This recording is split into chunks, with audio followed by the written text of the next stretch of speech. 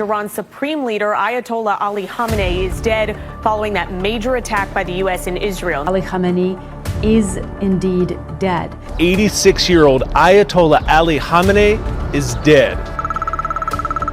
Tehran की सर्दी की रात बिल्कुल आम थी। कोई सायरन नहीं, कोई धमाका नहीं। लोग अपने घरों में सो रहे थे जैसे हर रोज सोते हैं। लेकिन 28 फरवरी 2026 की वो रात कुछ और ही थी।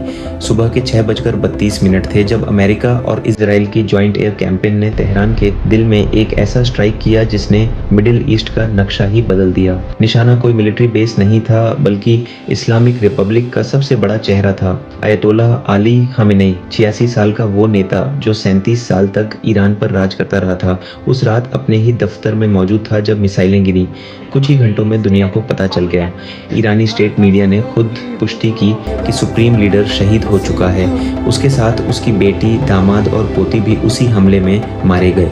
सवाल ये है कि क्या ये सिर्फ एक और हत्या थी या दशकों से चलते आ रहे रणनीतिक टकराव का अंतिम चरण? खामेनेई की कहानी मशहद के एक धार्मिक परिवार से शुरू होती है जहां विज्ञान और धर्म साथ साथ चलते थे। 1960 के दशक में ईरान बदल रहा था। शाह की पश्चिमीकरण की नीतियां, अमेरिका का दखल और एक युवा मौलवी जो खोमेनी के विचारों से प्रेरित हो रहा था। 1979 की इस्लामिक क्रांति ने देश का चेहरा बदल दिया। खोमेनी के बाद किसी ने नहीं सोचा था कि खामेनेई सुप्रीम लीडर बनेगा। उस समय उसके पास वो धार्मिक दर्जा भी नहीं था, लेकिन व्यवस्था ने समझौता किया, संविधान बदला और वह ईरान का दूसरा सुप्रीम लीडर बन गया। 37 साल तक उसने पूर्ण सत्ता के साथ शासन किया। सेना, न्यायपालिका, मीडिया और परमाणु कार्यक्रम सब उसके नियंत्रण में रहे। रिवॉल्यूशनरी गार्ड उसकी ताकत बने। विरोध को कुचला गया।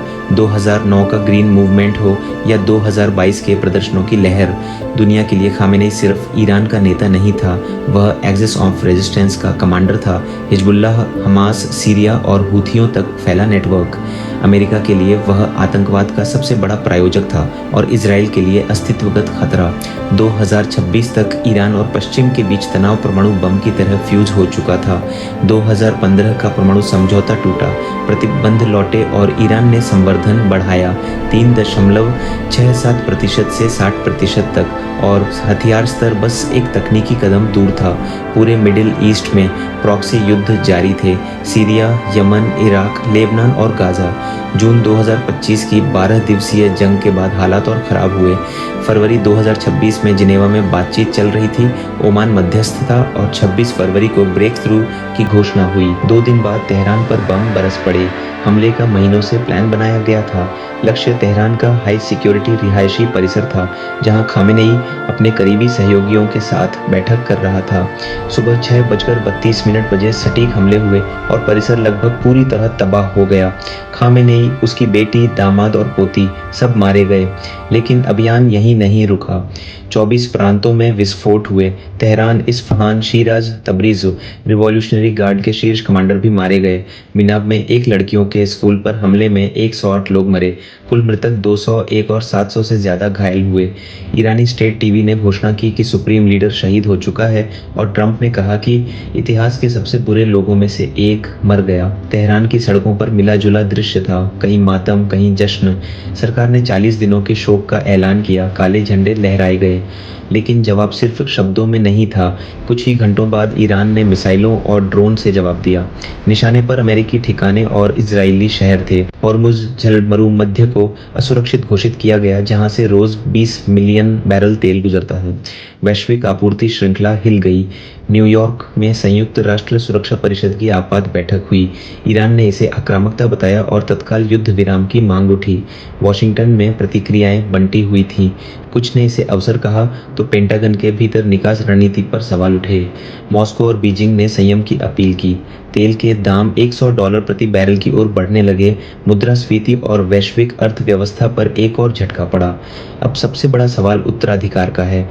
संविधान के मुताबिक असेंबली ऑफ एक्सपर्ट्स नया सुप्रीम लीडर चुनेगी, लेकिन 2026 में हालात सामान्य नहीं हैं।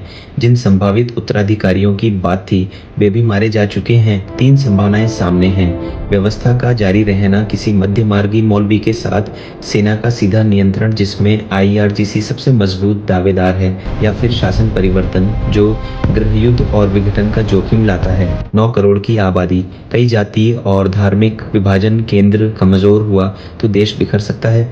खामेनेई की विरासत पर बहस जारी है। समर्थकों के लिए उसने विदेशी दखल से देश को बचाया, परमाणु ताकत और क्षेत्रीय प्रभाव दिया। आलोचकों के लिए वह दमन का चेहरा था। प्रदर्शनों का खून, टूटी अर्थव्यवस्था और निराश युवा। महिलाओं और अल्पसंख्यकों के लिए उसके द्वार की नीतियां में यादगार रहीं। फिर भी वैश्विक मंच पर उसने ईरान को एक शक्ति बनाया। अब जब वह नहीं है, आगे क्या होगा कोई नहीं जानता। 28 फरवरी 2026 की उस रात तेहरान सोया था तो सुप्रीम लीडर जिंदा था। सुबह जागा तो एक नया अनिश्चित ईरान सामने था।